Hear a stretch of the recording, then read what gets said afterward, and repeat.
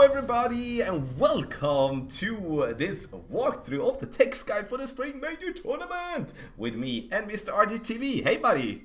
Hey, how are you, bro? Good to be with you. Awesome to have you here. I'm good. I'm good. And I'm so pumped. Having the luck to getting a gold the last tournament, and now we have a major. Have three silvers and one other top tens, and it's freaking time to get that gold at least. So, but once again, glad to have you here, and can't wait to hear what you have to say about these holes. Have you been playing them anything? Oh, yeah, I've definitely been spending way more time than usual on these holes because they're all brand new holes, as you know. And then also just going back to what you said, I was there. I witnessed history when you hit that minus 34.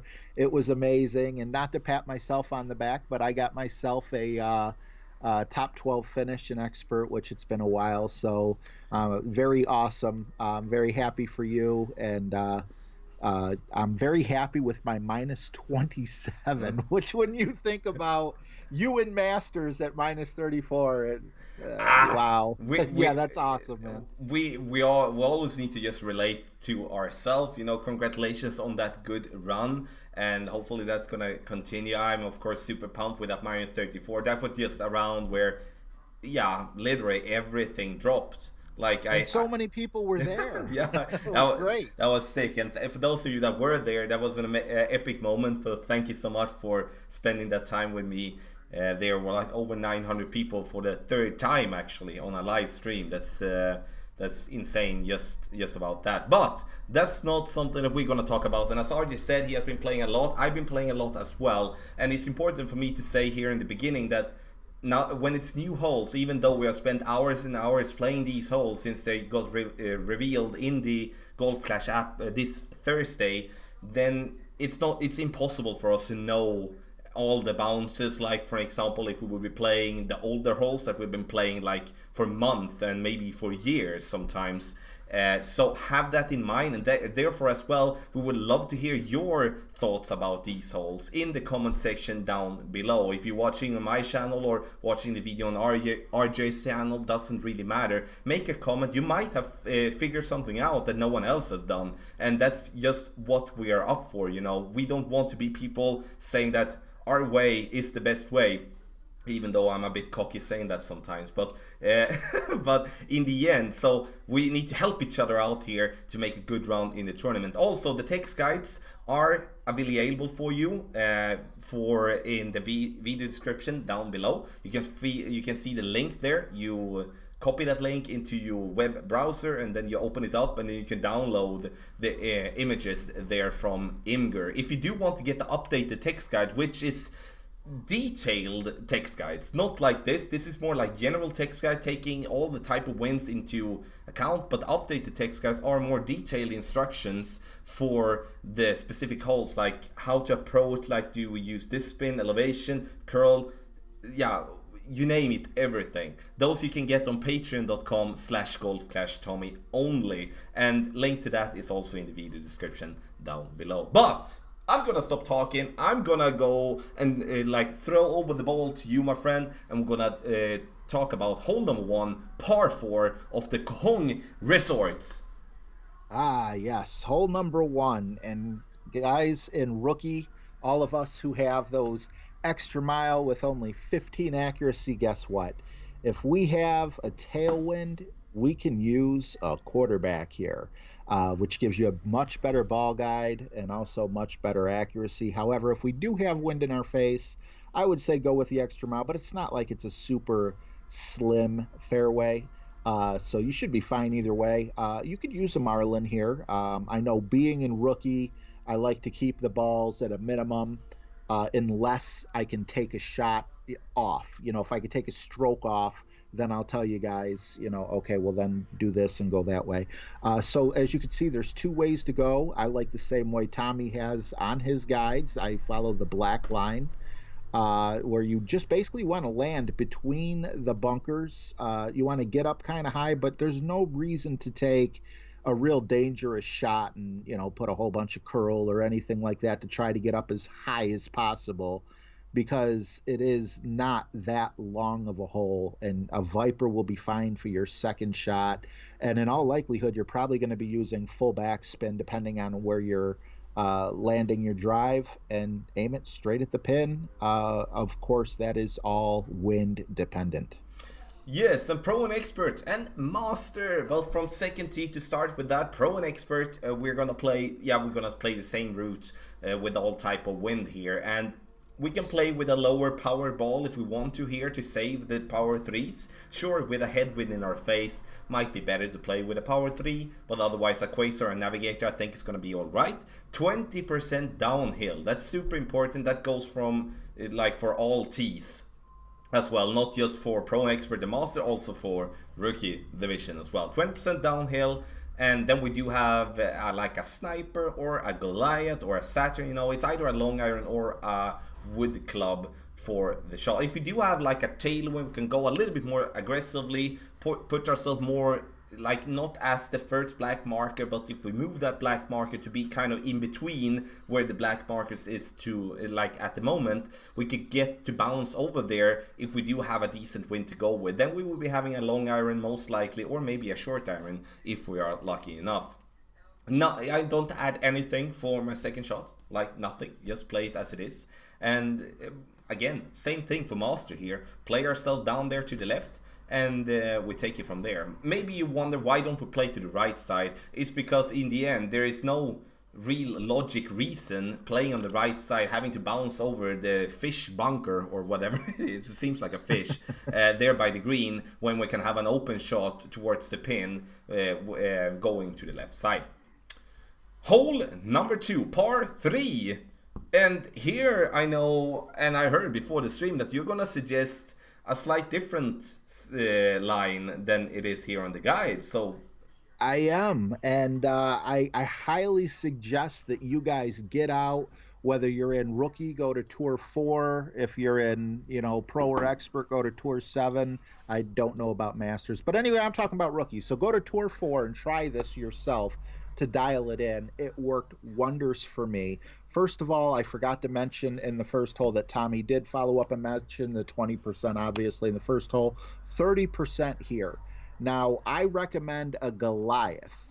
And why do I recommend a Goliath? Because I like the rough bump. And you guys are like, wait a minute, you don't like the rough bump. That's way too far for a rough bump. Well, when I use full top spin, I really like where I'm ending up. I'm consistently ending up within 1 to 2 yards of the pin. If I could dial this in, I'm not coming in hot. I'm not coming in short. I know I could get the hole in one, in due time. So yeah, full top spin. And as the green is uphill and far, that's why you want the full top spin. A Marlin is okay for side wind or tailwind. However, you could be in between clubs. So if you do have a headwind, you might want to use a power 1 to 3 ball, depending on how much wind we're going to have. So that is my recommendation is yes, even though there's quite a bit of fairway before the green, the rough bump has been absolutely amazing for me on this hole, surprisingly. Interesting, I will have to say, because I haven't played it that way, but definitely gonna go out and try. I'm gonna take Pro and Expert and also Master, and I do believe going from second and 30 on the black marker there, if we take Pro and Expert first, it's gonna be with either a Sniper or with the Guardian. Came very close several times with the Sniper there, getting myself to just bounce normally down towards the pin using the 30% extra adjustment that I do have. The spin, of course, wind dependent. If we do have a headwind, we use less backswing. If we do have a tailwind, we use more. If we do have a lower level Sniper, when we don't really have that much backspin, and we do have like a tailwind, or we might want to aim further down on the fairway, we can use the Guardian and actually use the max backspin there on the Guardian to get very close towards the pin as well. With Master, we're gonna play with either the quarterback or with the rocket to get the backspin in a way that we do like. With the worst case scenario, we're gonna have to bounce in between the first two bunkers in Master, I would say, to bounce and roll towards the pin. All again wind dependent, but the difference that I've noticed playing from the second tee and the third tee is that I'm gonna add 40% playing from the third tee, and I'm playing 30% from second tee and from first tee. It's only 10%, but with a high wind, I think it's important to get that correct, otherwise we're gonna have a problem. Use a ball with some decent wind resistance would be my advice here, especially with us aiming at a fairway spot that is not that big. So then it's better to have a lower type of wind to go with there. Hole number 3, RJ. What do we do here on this par 5? The first par 5. Let's go. I really like how both of your lines are to the right-hand side. I'm not certain about that white line. I'm not saying that it's not a good way to go. I just don't know. I can't wait to hear your explanation on it. But for us rookies, that first black square to that second black square, what that is, that first black square is like your landing spot. So you're not necessarily going to jump over the rough with your extra mile. But what you're going to, or if if we have a nice tailwind, you can bring in a quarterback for if you have a higher level quarterback. But we're going to jump over the rough that has that bunker right there. So you might, if you're using an extra mile, you're not going to be necessarily using the full distance of your driver, because what it is, you see how narrow and it kind of curves. We want to set up our drive to where we kind of just have a straight shot where we don't have to worry about, putting on curl to the left or to the right to stay right on. I feel that's the safest shot there is. A quasar is a good ball. Again, full top spin and full right spin just to kind of stay centered. So it goes straight up the narrow part of the big fairway. And then a big dog is going to be needed if you're not going to be trying to jump over it, which probably would make sense for that white line. Big dog with usually about 2 to 3 top spin. Once again, disclaimer, we don't know what the winds are right off the top, but 2 to 3 backspin is usually the perfect amount to be able to jump over that sand trap where the third black box is and get you on the putting surface for an easy putt. Yes, and I'm gonna continue on the route to the right, and the normal approach here is gonna be from second tee. Then it's gonna be the black line. We bounce over the bunker, try to gain as much distance possible. I would like, if you can, play with a power 3 ball. The reason I say that is because if we play with a power 3 ball, we would be able, if it is a crosswind or maybe a minor tailwind or like a minor headwind, we will be able to reach with the sniper to make the bounce over the bunker. And making that bounce over the bunker is gonna be way easier to get it close for an albatross than it will be with a big dog or a cataclysm. Understandably, it's gonna be, I totally agree with RJ with using the big dog from front tee because the sniper often isn't in a high level. But from second tee, we should at least have it in level 8 with the sniper, and then with a power 3 ball, that could be actually a good route. The thing that you can see here as well, the white line is based on that we do have a tailwind, and the thing that I do like there is to go a little bit more aggressively, use the wind to bounce over the bunker to gain more distance on the fairway, leave ourselves up for a sniper in minimum distance, or maybe use that to have like a long iron in maximum distance instead.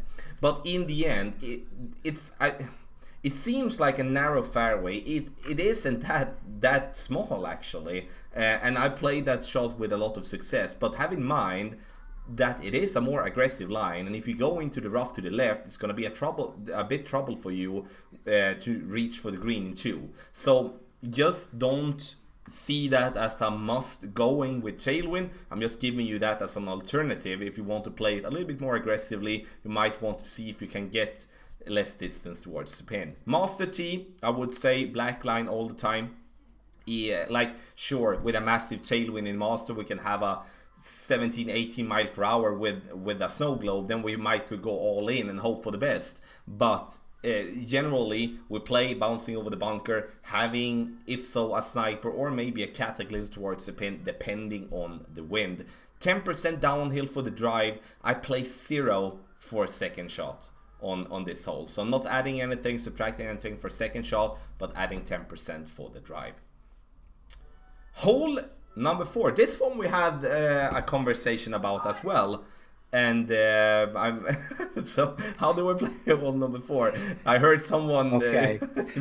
Sorry, that was funny. We had a consensus here, Mm. and you know what? Whenever you debate someone like Tommy in Golf Clash, you it's better to listen to someone who's a little wiser than yourself. But I do have two ways that you can tackle the hole: the way that I'm recommending, and then the way that I did it. So the way I'm recommending for the purpose of this guide is using a backbone with about 3 back spins should put you right in a position where you're going to notice if you push up on your your target, you're going to notice you're going to have either a big bounce or you're going to have a shallower bounce. You want to push it up to the point where you have a shallower bounce, because that big bounce, you're out of control. You're not 100% where it's going to land.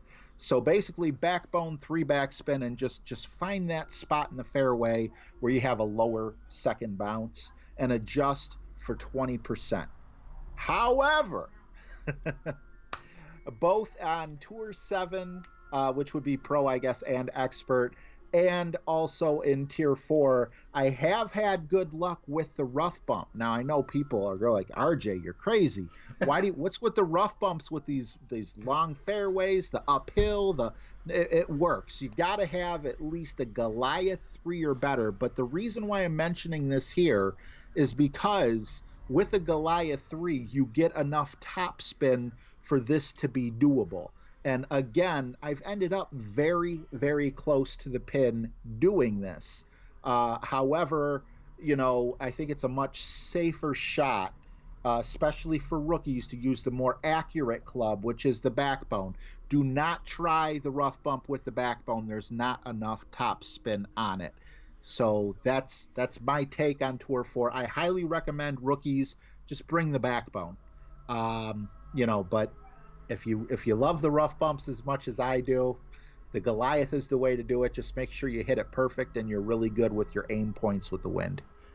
Interesting indeed, and I will have to say the rough bump was not something I've heard about before we talked about it. So it's also interesting with a new line, and in the end, I think you explained it well. If you're a true rookie, it's maybe better to play a more conservative line. But if you you maybe are playing expert or pro today, you have an alt account that you're gonna play in rookie, and you know how to adjust for the wind properly, and you make sure that you hit the perfect shot. Then the rough bump, I would say the rough bump would most likely be a lovely line in the way that you explained playing it here, and also for me before we started recording. When it comes to pro and expert, there is of course a rough bump there as well. I'm not gonna, RJ did it, and I can't say I've tried it, but definitely something I'm gonna try. But I'm also looking for that more like that bounce into the downhill part of that fairway, just to get a much lower bounce. We do need to have a sniper that is at minimum level 9 for pro and expert to get enough backspin there. Sure, if we do have a headwind, straight headwind, then it would be possible with a sniper 7 or 8.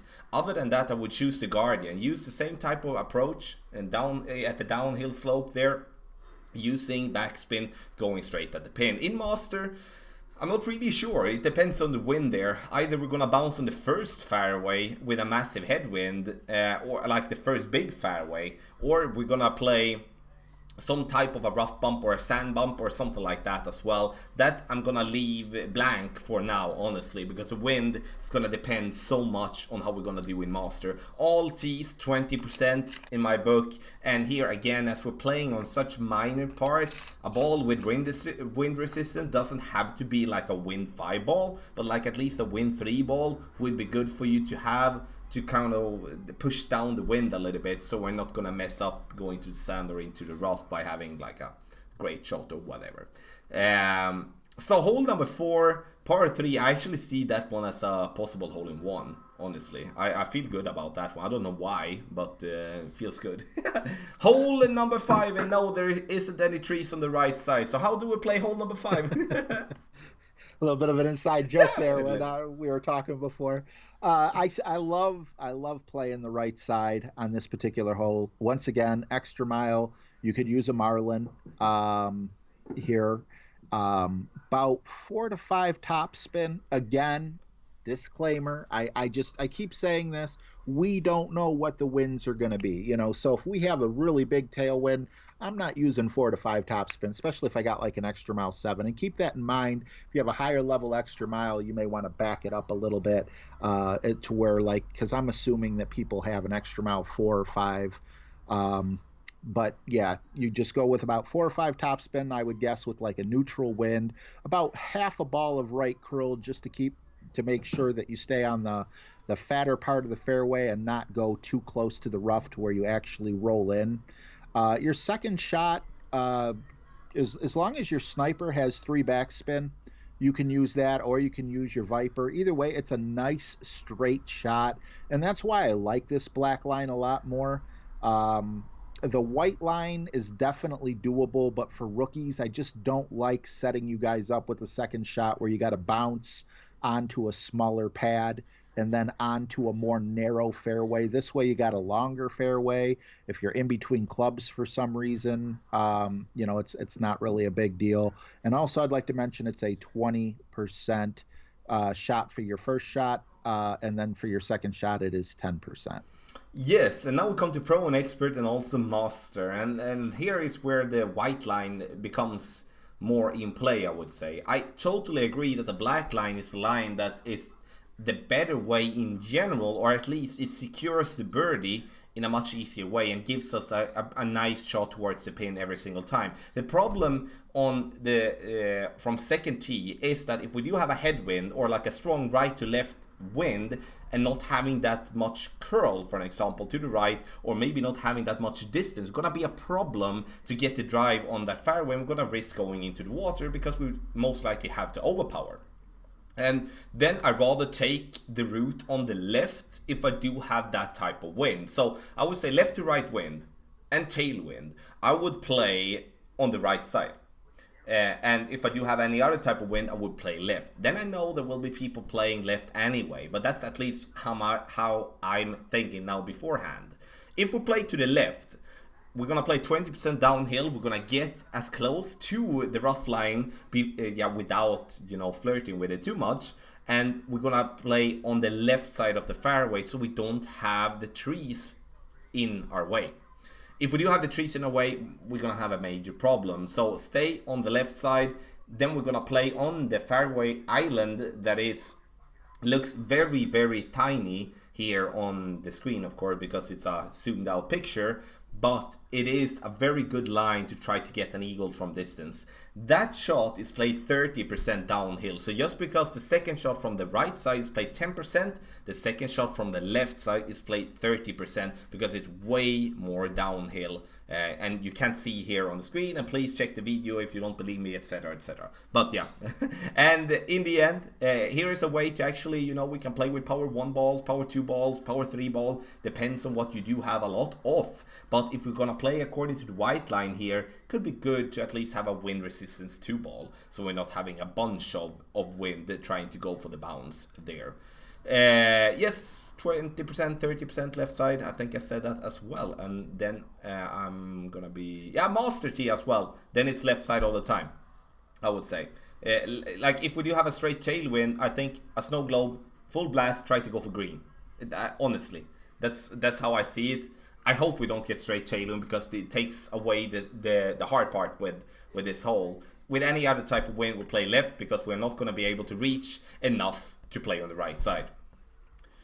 Hole number 6, par 5, which is interesting indeed. So how do we play hole number 6? Definitely. I'm sorry, I'm still picking my jaw up from hearing Snow Globe get on the green and one on that last hole.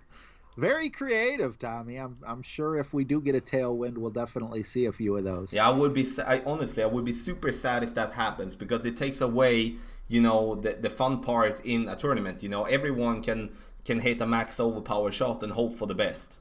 Right, Uh, very true. so yeah. As far as hole six, we got 10%. I have an extra mile recommended here, and you want to set up kind of close to the rough by the sand bunker there. I got full topspin here. Once again, I got full topspin because I'm assuming most people have lower level extra miles. You don't want to get caught up into the rough on the right hand side by the bunker there. You want to stop right where that second black box is that Tommy outlined for us on the text guides. You can use a marlin here. And this, I'm calling it the right side, as you guys can see, because if you look over to the left, there is another fairway there, but I have not found a benefit of taking that fairway. Now, for your second shot, get your pen and paper out. You could use a big dog. You can use a horizon. You could use a hammerhead. Or you can use a sniper. What do all of these clubs have in common, especially the sniper if it's at a high enough level? Well, they all have in common the fact that you are going to need top spin to hop over that little bit of sand where that last black box is, followed by where Tommy's ball guide is showing to get to the flagpole. What is it? I believe you need about 3.5 top spin at the time of us saying this, at least in rookie, because we could have wind in our face. You want to make sure you have enough top spin to counteract that to be able to get over, at least for an easy chip, but hopefully onto the green. And we're gonna play. I would say we're gonna play the same way, pro and expert and master. We're gonna follow the black line, and I'm gonna come to the white line. Yes, there is a white line, hard to see, but I'm gonna come to that as well. We're gonna bounce over the rough, as RJ explained, 10% downhill for the drive. And here I would say I would choose to play with a power 3 ball from second tee, especially if I do have a crosswind or a headwind. With a tailwind, we could play with a power 2, power 1. Important is to get it over. It doesn't really matter where, we just get it over to the fairway. Then we have a sniper. We're gonna bounce before the bunker, roll it towards the pin. Max side spin on the approach shot to the left all the time, because we do want to take away. We don't want to bounce too much over the bunker. I don't know if that makes sense, but something like that. And then we're gonna use somewhere between 3 to 5 bars topspin, wind dependent, and that is a topspin level you're gonna have on a sniper if you're playing pro and expert. At least the majority of you is gonna have that amount of topspin on your sniper. Other than that is to pick like the Cataclysm or the Big Dog or Horizon, Hammerhead, yeah, you name it. You do have a lot of options. If we do make a good drive, we maybe have a club like a POC 5, POC 6, which many people actually have playing in expert, and also like Thor's Hammer 5, 6, we might gonna get a lot of distance with our topspin rolling a little bit further than we normally do with an extra mile level 6, level 7. Then we will be able to reach with a Guardian, go directly at the pin. Guardian has distance, Guardian has backspin, so even though there is not that much fairway to play on, the backspin is going to be very helpful. In headwind, that's going to be super tough though, as for the fact that the headwind is going to make you have to overpower, but with a crosswind or maybe with a tailwind, that could be actually a better approach to try to bounce over the bunker and rely on a lot of roll. Second shot, important, place 0. I'm not going to add or subtract anything for that, and in the end, I think this is gonna be an opportunity for an Albatross every time I play it. At least that's how I feel now, and hopefully I'm gonna see that after a couple of times playing it in the tournament as well. Hole number 7, RJ, and here it comes, walking down the street singing "Ooh, what?" Nah, I'm not gonna. So hole number 7. Ooh, I did, yeah. Okay, so hole 7. Can I just, for a moment, there's actually 2 holes like this, but play Demic. You actually play different than you would from the first tee, although that's Tommy's territory, so I won't touch it. So I would definitely go and follow the black line, especially from the front tee. which would be the right side, in case you're only listening and not watching. I would use an extra mile. Again, you can get away with a Marlin here. Now, I keep saying Marlin because we're playing in rookie and the prizes aren't as good. If you have better balls available, definitely use them. Higher wind resistance on the par threes. If you could. Anyway, I'm getting off track. So yeah, Marlin is definitely a usable ball. I would go with probably 0 to 2 topspin.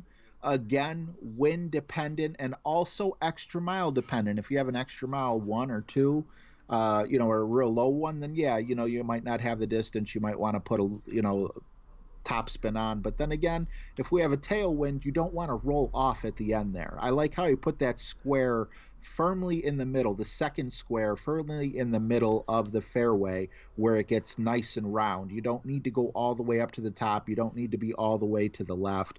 Your second shot is, in all likelihood, if you do get to that spot, a Goliath. And in order to jump over that sand, you're only going to need about 1 or 2 backspin, but we go with Goliath just because of the club's distance. Also, a quarterback is a possibility for your drive. Again, wind dependent and level dependent, but for those people with an extra mile, that they don't like, if they hit a great shot, they might end up in the rough. Check out your quarterback and see where the distance is on that. 10% is what I got for hole 7. Yes, and here comes the fun part. I call it fun because I think it's super smart, and I know we talked about that earlier, me and RJ, and I know he agrees with me as well. Because when I played this one the first time, I was like so focused. Okay, let's go to the right side, like the black line, because I'm gonna bounce. I love the Goliath shot or the backbone shot or whatever, to bounce over there towards the pin and to make a possible eagle. But I could see that my line was covered by a tree. God, which it wasn't from the front tee, but it is from the second tee. And also from the third tee as well. So that means that we're going to have to curl around the tree if we're going to get to the right side. So that, in my book, is bye-bye right side. Because it gives... It's unnecessary to put too much risk into that. Sure, there might gonna be some people playing right side anyway, but I wanted to mention that so we're not just focused on going to the right side, then we have a freaking tree in a way and then gonna have a problem. So I'm gonna play up there to the left, take a very simple and conservative drive, going for the pin with basically a straight shot. And the only thing is there, if you do go too short with your drive going to the left, then you're gonna have some of the bunker in play. Then you will have to slightly curl to the right. I hate curl because in the end curl is very hard to replicate on an approach shot. But that's up to you to not go short with your drive. 10% downhill for the drive, 10% for downhill for the approach as well. But I think the most important part here is that it actually is covered by a tree on the right side, playing from the second and third tee. So third tee's way to play, we play the same way as we play from the second tee, straight down there to the left. Then we can play with a sniper, whatever wood club we have, but I'm gonna play with a sniper for its accuracy and the ball guideline. Hole number 8, RJ, and here we do have a little funny design on the bunker, I would say, but we're not gonna go and be so childish, so we're just gonna focus on the way to play it. I like how you say you're not gonna go childish, and then all of a sudden I just get this freaking laugh out of nowhere. Sorry, rated G. All right, so for this particular hole, I envy the fact that I get to cover rookie because we have more fairway to deal with, and we're going to use that fairway. Depending on wind for your adjustment, you're either going to use a Viper or a Goliath because you could be in between clubs depending on whether you got tailwind or headwind. You could use a Marlin here, or you could use a Wind 5 ball and have a much better chance of actually getting the ball in the hole. But on rookie, you're probably not. Nah, never mind. Not for rookie. Sorry, got a little carried away there.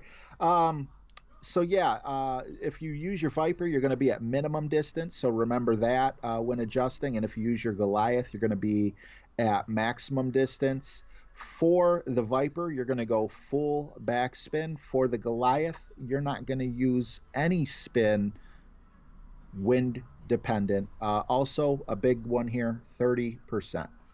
Yes, and we're gonna play 30% from the second tee as well, but now we're gonna change position. We're gonna bounce more over the bunker instead. There is actually a pretty decent amount of fairway to play with there as well. So even though it looks very thin, when we're still gonna play there. Bounce towards the pin.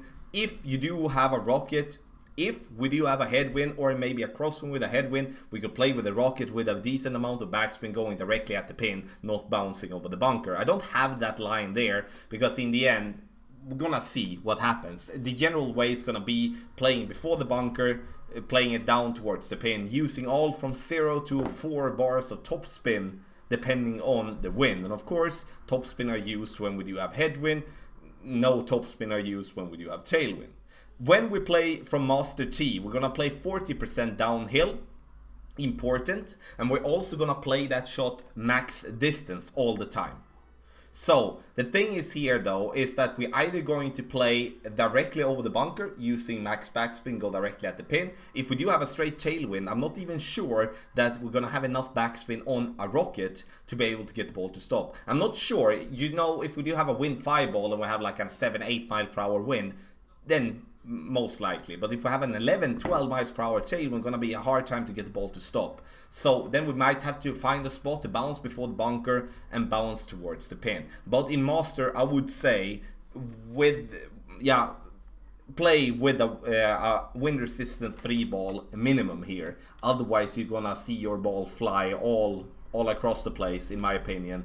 So even though you play with a navigator, like having a 12 mile per hour with a wind 3 is gonna be like a 14 mile per hour with a wind 2. You know, and then of course going into a wind 1, they're gonna be even more. So have that in mind playing this one. 30% from the second tee, 40% from the third tee. RJ, we have one more hole left to go and we have a way open fairway to the left, but we're only gonna suggest playing to the right. Maybe we didn't do our homework good, or like I'm gonna let you take the rookie line, not the rookie line, but like how do we play rookie? Yes, I do like going to the right side with a quasar. It is a thinner fairway after your initial bounce. And because of the way that it curves, I would go full top spin with full left spin. I don't think you're going to need much curl. If you do, you might just kind of want to lean the ball a little bit. Check out how the ball guide looks in the direction of the wind. And then for your second shot, because we're going to bounce before and hop over, you're definitely going to want to bring yourself the big dog. It is a par 5. It's a nice long par 5. And you're going to want about 4 to 6 top spin with the big dog. So don't accidentally bring your Viper with you because you will be in trouble. Now, Tommy had just mentioned how beautiful it looks to take the left side. And indeed, it is a much safer drive. However, your approach is going to be hindered by a couple trees, forcing you to use curl. And as we all know, much like love, curl is blind. Oh my god. Yeah. Yes.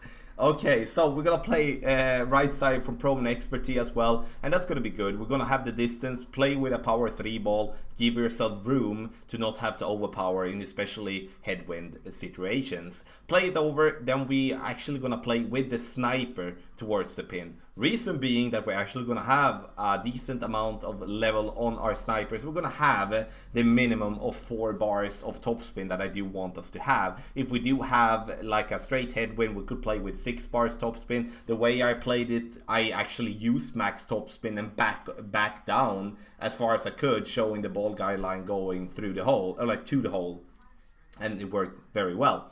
The only thing is, when we play this one, is that we need to add 10% downhill for the drive, nothing for a second shot.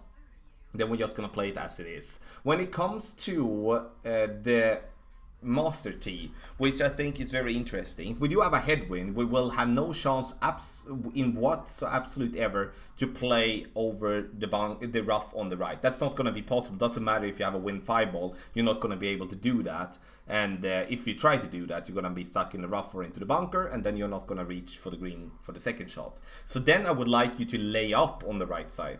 And then I would like you to take a second shot with a club that gives you a good amount of topspin to bounce before the rough you see in between the second and the third black marker, to get the ball to get as much roll as possible. Then you're gonna have a short wedge towards the pin. You can, if so as well, if we do have a headwind, play on the left side, but in the end I don't see us going over that bunker from that distance, going over the rough there from that distance either. So it's gonna have to lay up there as well, and then it's gonna be a much tougher approach there as well. So the more I'm thinking about this one, I feel that the left side is only there to fool us a little bit. It's just gonna complicate things, which is smart because it makes the drive way easier. But the approach shot is basically, okay, let's see if we can get to eagle, but the albatross is completely dead. You might gonna be lucky to have a monster curl with overpower to go around the trees and just be lucky to get the ball in the hole. But you know, we don't play with luck, or at least not to 95% or something like that. Distance I think is important here generally, and I say that from Master T as well. Power 4 ball could be used as well, like a dead ball. Would you have a lot of power 4 win 3 balls out there? Sure, they are a special ball, but if you did have the luxury to get to buy some of them, use a ball like that, especially in headwind. Otherwise, we will have to figure something out with power 3 balls, but most likely, if so, going with overpower in headwind. Yes, that was it. Spring. That was fun. Yeah, it was indeed. It's always fun. I enjoy this big time. And Spring Major Tournament, it's the 5th major that we're gonna have. And as always for a major, people are gonna wonder, oh, is there special prizes stuff? No, there isn't any special prizes when it comes to the prize chest. It's still the same type of amount of balls, coins, but there is two differences. First, you get a banner that is slightly different, that you're gonna get like this kind of thing on the bottom of the banner, so it looks slightly different. That's to show that it's a major, and also that you're gonna get 50% more clan points. So for easy reference, you know, you do have a Master Division, you get 11,800 points to win the tournament normally. Then you get now like 17 or 18,000 points to just win the tournament, which is insane when it comes to the clan league. And that goes of course for all the divisions, that the clan points get much bigger. So it's going to be interesting to see what people take as for division to try to score some points to their clan. Do you know, like, do you have like what's the time, RJ, you're gonna stream? I guess you're gonna stream a bunch, right? Yeah, 7 o'clock is the time that I try to stream. I know I normally have doctor's appointments set up on Monday, but that's not the case this tournament. So 7 p.m. Eastern Standard Time, that is whatever time it is in New York City. And yeah, I'm really looking forward to this, guys. Come on, this is if you're watching this video, you're already taking it more serious than probably 90% of the people who play in tournaments that don't watch the video, considering there's millions of players. And let's bring home them clan points, and let's bring home some banners. Yes, that's what we're looking for. I'm gonna stream not every day. I'm not gonna stream Wednesday. I'm not gonna stream Saturday next week, and that's kind of normal. On Thursday, I'm actually gonna happen now. Then I'm gonna stream from Playdemic's own office in UK. I'm gonna stream the opening round in Master Division from their office. Gonna be hilarious, and I hope you're gonna be there for that. Other than that, you know, as normal, when the tournament kicks off at 9 a.m. Central European time, which is Swedish time, but also 3 a.m. Eastern Standard Time. If you don't know, you have a different time zone, check the app. When you see the tournament start going live, then I'm going live to play all the divisions, and then to push out some playthroughs and stuff after that as well. Don't forget to go in and subscribe to the channel here. We're over 40,000. Yes! And also join in on It's RJ TV as well on YouTube. Hit that subscribe button. Share the love to all the streamers and that is there creating a good content for us all. So I'm gonna, as always, let RJ finish it up here in this video. Thank you so much for watching, everyone, and I will see you soon again. Happy stroking. Happy stroking.